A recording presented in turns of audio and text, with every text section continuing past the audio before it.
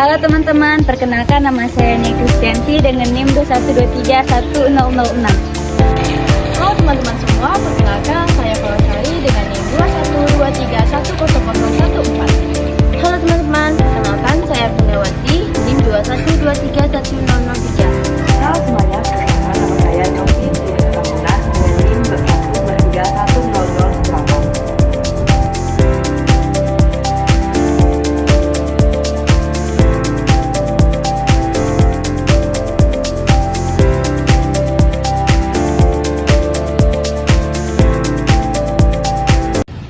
Apa sih Project Based Learning? Nah, Project Based Learning merupakan pendekatan pembelajaran yang memberikan kebebasan kepada peserta didik untuk merencanakan aktivitas belajar, melaksanakan proyek secara kolaboratif, dan pada akhirnya menghasilkan produk kerja yang dapat dipresentasikan kepada orang lain.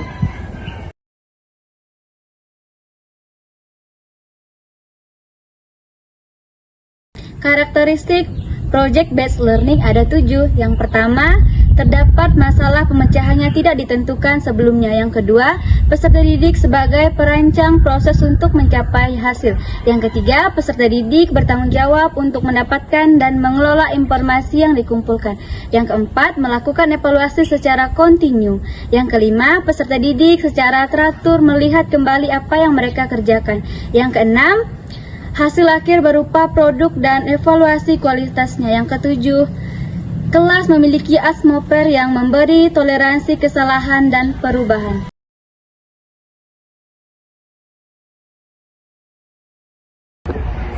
Prinsip PJBL adalah sebuah upaya kompleks yang memerlukan analisis masalah yang harus direncanakan, dikelola, dan diselesaikan pada batas waktu yang telah ditentukan terlebih dahulu. Proses yang digunakan PJBL adalah perencanaan, implementasi atau penciptaan, dan pemrosesan, sedangkan PJBL mengidentifikasi masalah, mengkonfrontasikan informasi baru dengan pengalamannya, dan proses penemuan pengetahuan secara personal.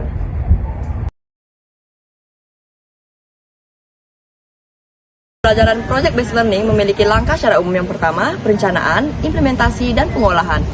Dalam penelitian ini, peneliti menggunakan langkah-langkah pembelajaran berbasis proyek yang diungkapkan di George Lucas Educational Foundation yang terdiri dari 6 langkah pembelajaran, yaitu dimulai dengan pertanyaan yang esensial, perencanaan aturan pengerjaan proyek, membuat jadwal aktivitas, memonitoring perkembangan proyek peserta didik, penilaian hasil kerja peserta didik, dan evaluasi pengalaman belajar peserta didik.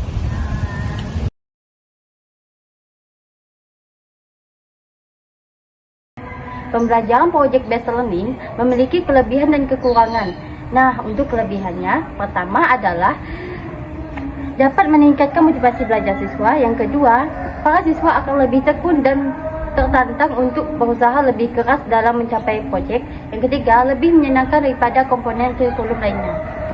Nah, untuk kekurangannya, yang pertama, memerlukan lebih banyak waktu untuk menyelesaikan masalah dan menghasilkan produk. Kedua, membutuhkan lebih banyak biaya. Yang ketiga, membutuhkan fasilitas dan perlengkapan untuk memandai. Yang keempat, sulit untuk melibatkan seluruh siswa dalam kerja kelompok karena adanya kekhawatiran hanya siswa yang aktif saja yang mendominasikan kerja kelompok.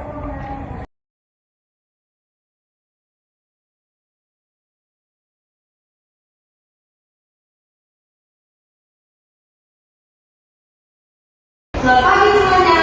Selamat pagi Ibu. Gimana kabar hari ini? Baik Ibu.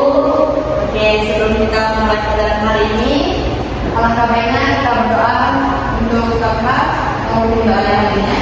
Baik.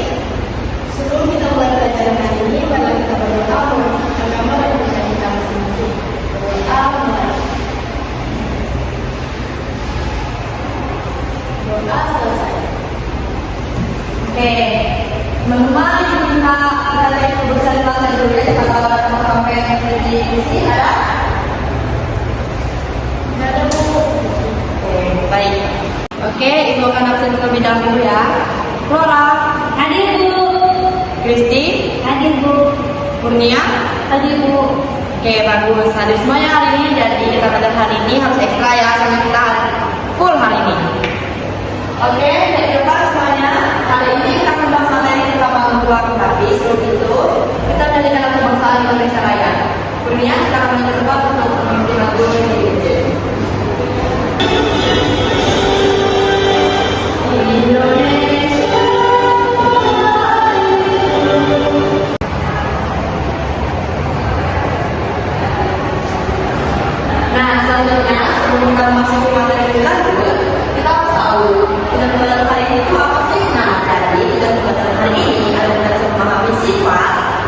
kesimpulan atau unsur yang dapat menentukan masalah dari bangun ruang.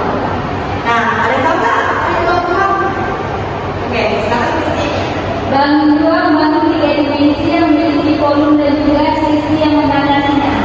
Ya, benar. Bangun ruang adalah bangun tiga dimensi. Ini pengertian bangun ruang adalah bangun-bangun yang mempunyai ruang yang dapat dimensi atau berbeda. Bangun ruang memiliki beragam bentuk apa saja. Berbeda dengan bangun datar memiliki dua dimensi, bangun ruang merupakan suatu bangun yang memiliki tiga dimensi dan memiliki volume. Nah, yang kalian ketahui tentang jenis bangun ruang itu ada berapa sih? 7. Ya, benar sekali. Bisa dilihat di depan jenis bangun ruang ada 7. Yang pertama adalah kubus, yang kedua balok, ketiga prisma, keempat tabung, kelima limas, keenam tujuh, dan terakhir ada bola. Kali minggu lalu kita ada kelompok, jadi minggu ini adalah presentasi. Kelompok pertama silakan maju ke depan. Halo semuanya, perkenalkan kami dari kelompok 1 akan mempresentasikan hasil dari penelitian kelompok kami dari pembahasan minggu lalu. Nah, di sini sebelum mulai presentasi, izinkan kami mendengarkan dari terlebih dahulu. Perkenalkan, saya Flora, Saya Kristi, saya Rewati. Nah, bisa dilihat di sini bahwa definisi bangun ruang kubus adalah bangun ruang sisi datar yang semua sisinya berbentuk persegi dan semua sisinya sama panjang. Ingat ya, sifat kubus yang paling utama adalah semua sisinya persegi dan semua sisinya sama panjang. sifat-sifat kubus. Yang pertama, memiliki 6 sisi berbentuk persegi.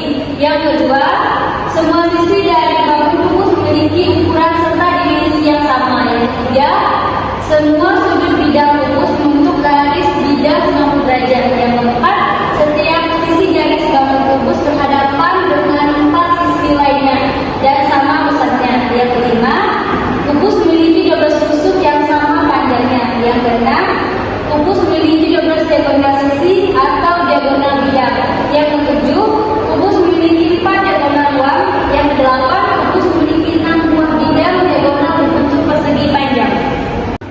Rumus luas permukaan kubus.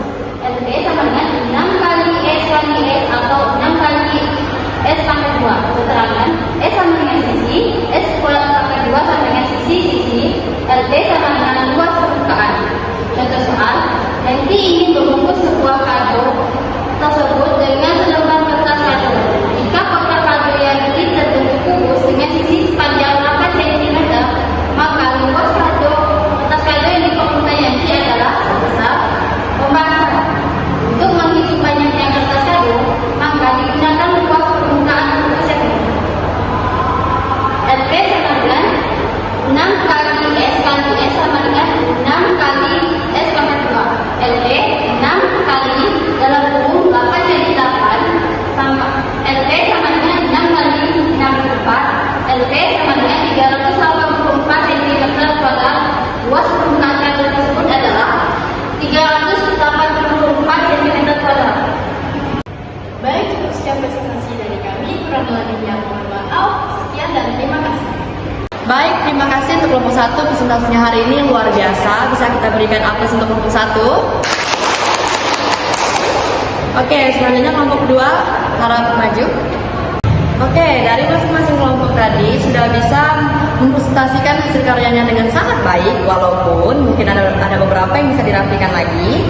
Beri tepuk tangan dulu dong untuk semua kelompok yang sudah maju hari ini. Oke, apa saja yang kalian dapatkan selama mengerjakan proyek ini? Oke, Flora?